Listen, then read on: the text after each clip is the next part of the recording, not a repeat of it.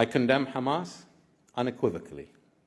This is so everybody in the room can understand that I stand on the side of civilians and innocents and not on the side of political posturing. The attacks on October 7th were barbaric, were, how can I put it? They were horrific. They were indiscriminate. They killed women, children, elderly, did not matter. They hit civilian institutions and they hit military targets. And on top of that, it seems it's okay now to grab hostages and take them away and speak about it as if it's an act of war. That is something that we condemn. And we condemned it on October the 9th, I believe, or 8th. Haleluya, haleluya, haleluya. Shalom alaikum Bismillahirrahmanirrahim. Salam Aki. Aku kabarkan Injil keselamatan. Bapak Ibu Risi Tuhan, ketemu lagi dengan saya Evangelis Avraham Effendi Usman. Bagaimana kabar Bapak Ibu semua? Tentu luar biasa. Nah saudaraku para pencinta Injil Habaget, itu tadi cuplikan video di awal. Bagaimana kita melihat sama-sama putra mahkota Bahrain sangat mengutuk keras apa yang dilakukan oleh Hamas. Beliau berkata Hamas itu adalah teroris dan beliau sangat mengutuk keras dan tidak bisa toleransi apa yang dilakukan oleh Hamas pada tanggal 7 Oktober bulan lalu saudaraku. Dan itu sangat banyak sekali dikutuk oleh negara-negara Arab. Makanya tidak ada negara Arab yang mau membantu Hamas saudaraku. Jadi hari-hari ini Bapak Ibu, kalau kita mau berpikir dengan jujur, berpikir dengan akal yang sehat, berpikir dengan hati nurani kita yang tulus, bahwa kita harus mengatakan kepada dunia bahwa free Palestine daripada Hamas. Ya, free Palestine daripada Hamas. Karena yang membuat rakyat Palestina menderita ini Hamas. Semua ini dimulai pada tanggal 7 Oktober kemarin. Sebagaimana putra mahkota Bahrain, di mana dia mengutuk keras apa yang dilakukan oleh Hamas pada tanggal 7 Oktober kemarin. Dan juga kita melihat beredar informasi di media sosial bagaimana Presiden Palestina sendiri mengutuk serangan Hamas. Beliau berkata, serangan Hamas pada tanggal 7 Oktober tidak mewakili Palestina. Itu yang dikatakan oleh Bapak Presiden Palestina. Tidak lama setelah beliau mengatakan seperti itu, beliau ditembak saudaraku. Ya, puji Tuhan beliau selamat daripada tembakan itu. Banyak orang tidak senang, banyak orang tidak suka kepada Presiden Palestina karena tidak memihak kepada Hamas. Padahal beliau itu tahu bagaimana penderitaan rakyatnya. Tahu, sangat paham. Rakyatnya menderita itu gara-gara Hamas. Kita melihat hari ini Bapak Ibu sebagaimana informasi yang kita dapatkan di media sosial, tetapi bukan media lokal saudara ya. Bagaimana tentara Israel sudah menguasai Gaza. Artinya Gaza saat ini sudah aman. Gaza saat ini sudah damai karena Israel sudah menguasai Gaza dan bintang Daud sudah berkibar di seputaran kota Gaza. Dan Hamas tentunya tidak ada di tempat saudaraku. Dan semua terowongan-terowongan sudah dicor semua oleh tentara Israel. Dan kita berdoa supaya rakyat Palestina segera bebas, free Palestine dari Hamas. Ya, kalau orang berkata free Palestine dari Israel, kita mengatakan bahwa free Palestine dari Hamas. Ketika Hamas tidak ada, rakyat Palestina aman, rakyat Palestina tenang, rakyat Palestina bisa bermain, bisa beraktivitas sebagaimana mestinya saudaraku. Seandainya Hamas tidak melakukan serangan pada tanggal 7 Oktober kemarin, tentunya Bapak Ibu, Gaza itu tidak akan hancur. Gedung sekolah, rumah sakit, dan tempat main anak-anak tidak akan hancur. Yang membuat ini hancur semua sebagaimana yang sering kita ulang-ulang Bapak Ibu, tidak akan hancur itu semua. Ya, karena Hamas sembunyi di balik itu semua. Sembunyi di balik rakyat Palestina. Rakyat dijadikan tameng oleh kelompok Hamas. Mereka adalah teroris. Makanya putra mahkota Bahrain tidak memihak kepada Hamas. Putra mahkota Arab Saudi juga tidak memihak kepada Hamas. Uni Emirat Arab juga tidak memihak kepada Hamas. Dan ini Bapak Ibu yang membuat mereka bisa melihat bahwa yang membuat hancurnya Gaza itu dikarenakan pada tanggal 7 Oktober kemarin. Seandainya tanggal 7 Hamas tidak melakukan serangan ke Israel dengan 5.000 lebih roket menyerang Israel, tentunya rakyat Gaza sampai hari ini mereka bisa sukacita, damai, bisa bermain sebagaimana biasanya, dan bisa melakukan aktivitas sebagaimana mestinya. Jadi aktivitas mereka ganggu dan mereka sudah mengungsi. Rumah, gedung, sekolah, rumah sakit pada hancur, itu semua karena Hamas memakai fasilitas tersebut untuk dijadikan tempat persembunyiannya Hamas. Nah, saudaraku ini kasih Tuhan, para pencinta Injil Habaget. Jadi kita berdoa, berseru hari-hari ini, Free Palestine dari Hamas, ya.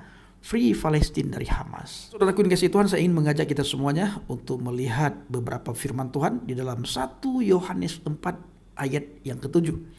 Saudara-saudaraku yang kekasih, marilah kita saling mengasihi, sebab kasih itu berasal dari Elohim. Dan setiap orang yang mengasihi lahir dari Elohim dan mengenal Elohim. Jadi kalau kita melihat 1 Yohanes 4 ayat 7 ini, orang yang tidak mengasihi, orang itu tidak mengenal Elohim. Dan orang itu hidupnya tidak dipimpin oleh Roh Tuhan, tetapi oleh kuasa kegelapan. Karena hanya kuasa kegelapan yang suka kekacauan, yang suka pemberontakan, yang suka peperangan, yang suka membinasakan, yang suka membunuh. Itu kuasa kegelapan. Ayat yang ke-8. Barang siapa tidak mengasihi, ia tidak mengenal Elohim, sebab Elohim adalah kasih.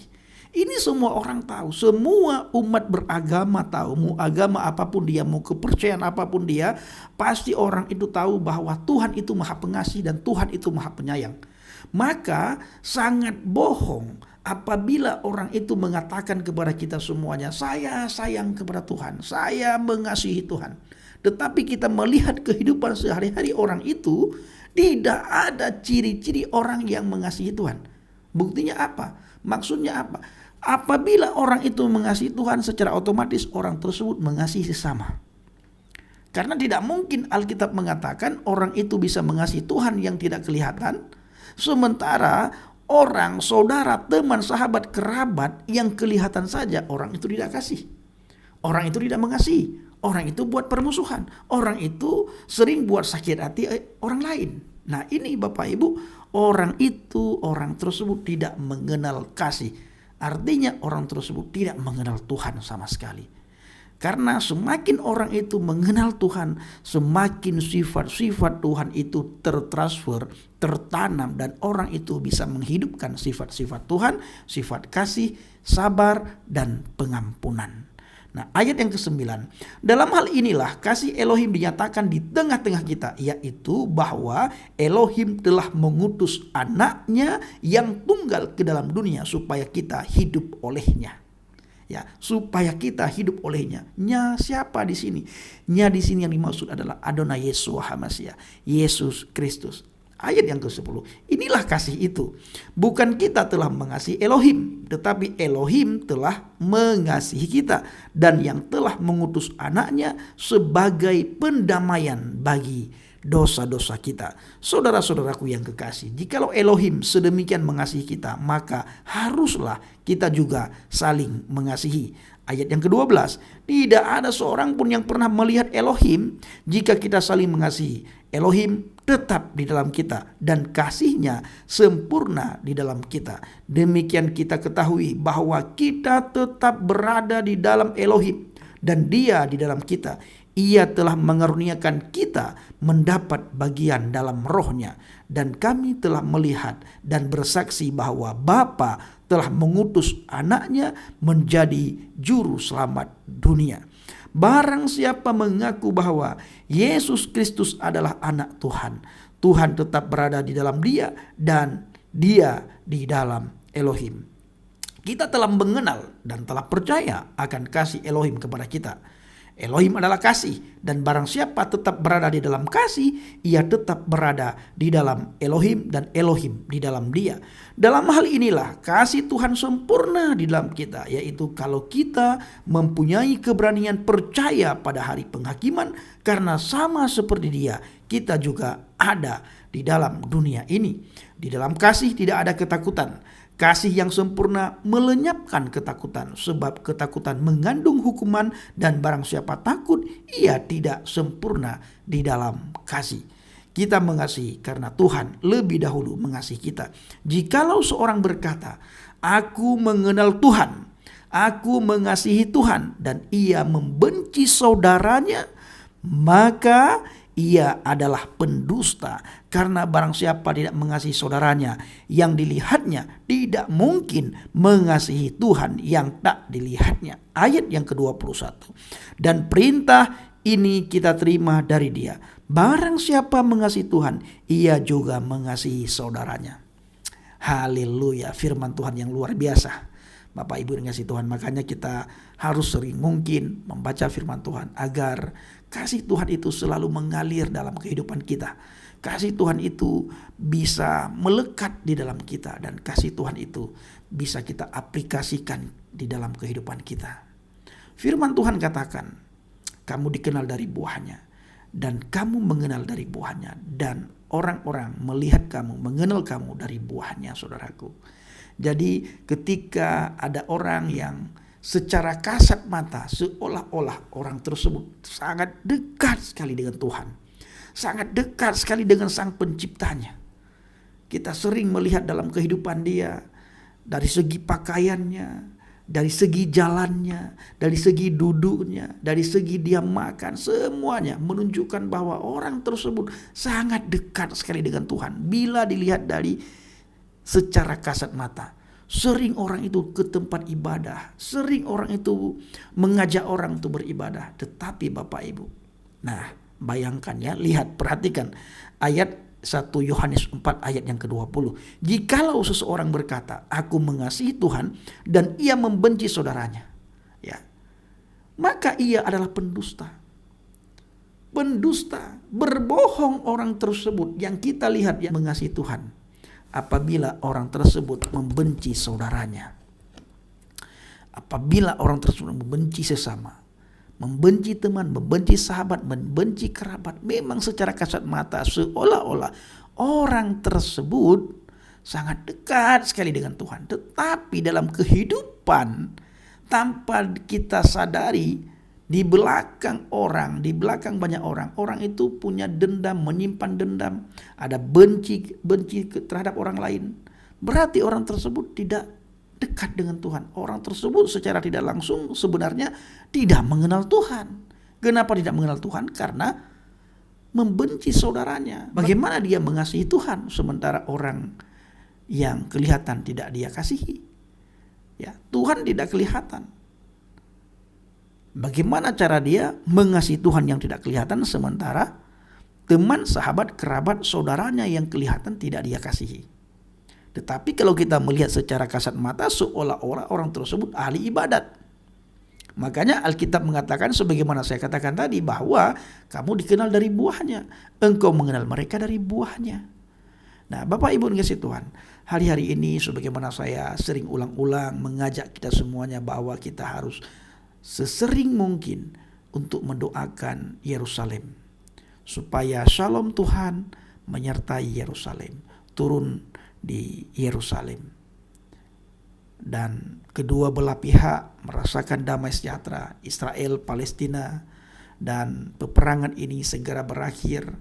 Inilah yang harus kita bawa dalam doa, dan juga supaya Palestina bebas daripada Hamas.